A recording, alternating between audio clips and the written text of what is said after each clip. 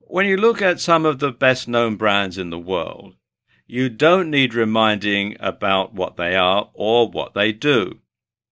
For example, what about this one? Or this one? Then there's this one, and their main rivals, this one.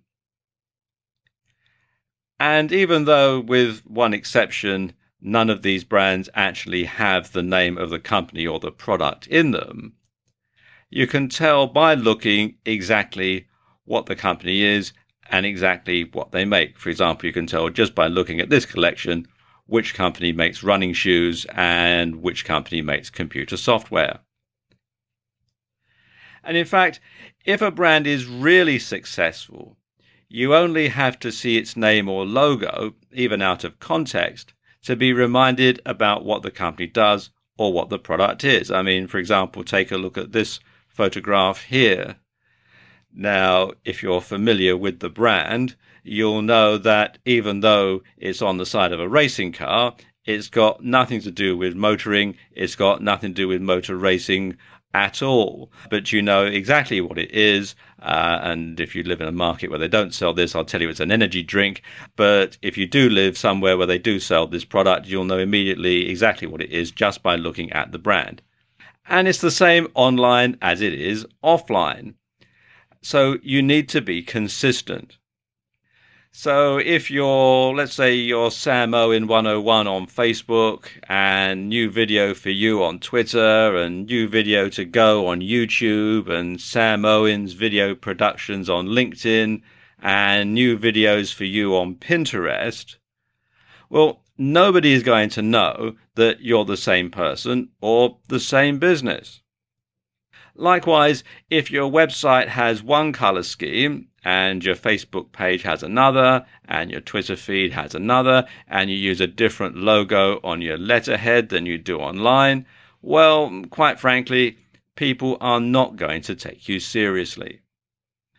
So how can you be consistent? Well, really, this is something that you must do from the very beginning. So when you're just starting out, you need to decide on a business name. Now, of course, I suppose the obvious way is to just simply use your name, but that can be problematical if you ever decide to sell the business on to somebody else. You're also selling the rights to your name. So generally, if you plan on perhaps selling your business on later on, then using your name isn't a very good idea. What is a very good idea, though, is something that is descriptive of what you do.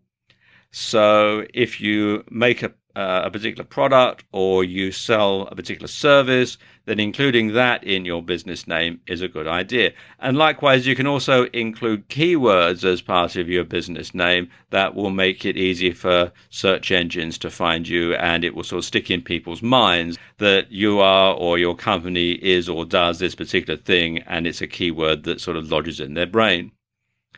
Regardless, you should have something that's easy to remember, something that's not too convoluted, something that easily trips off the tongue, something that people can sort of lodge somewhere in their brain, and when they need your product, they need your service, they can simply think, yes, we can have so-and-so. Or, for example, you could have something cryptic. Probably the best example of this that I know is Nike, and Nike was the ancient Greek goddess of victory. So, of course, a bit cryptic there. They were sort of thinking, well, Nike, victory, wear our shoes, cross the finish line first, that sort of thing. Something else that you really do need to do is to make sure that nobody else is using it. If you go to a whole lot of trouble of setting yourself up with a business name and then you find that actually somebody else is using it, you're going to have to start all over again. You also want to make sure that it's not deliberately confused with another more established business. And I'll give you a real life example here. Here in the UK, there is a chain of pharmacies and drugstores called Boots the Chemist. And they are a regular presence on just about every high street and shopping mall in the country. Now, I know of this guy whose name was Booth, and he started a chemist shop. He was a pharmacist by profession, and he started a chemist shop, and he called it Booths the Chemist. Well, Boots the Chemist weren't very happy about this, and I'm told that they got him to change the name of his shop so that it couldn't be confused with theirs. So you do have to be very careful when choosing your business name that you can't purposely confuse it with another company. Something else you should do is to have the same color scheme.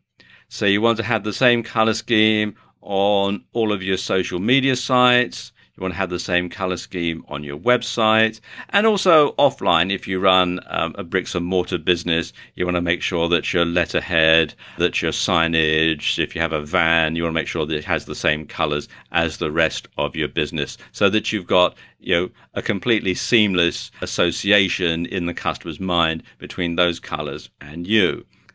You also want to have the same logo, and this is very important because, like I was saying earlier in the video, people will associate the logo with you. So you need to make sure that it is the same across all social media sites. And it's a good idea to get it professionally designed. You can find someone to design a logo for you on Fiverr.com. That's Fiverr with 2 R's. And this is a site where people will do all sorts of stuff for $5 or for multiples of $5. And you can see here I've done a search for logo design, and there are quite a number of different people offering this particular service. You should also have the same handle or username on all of your social media.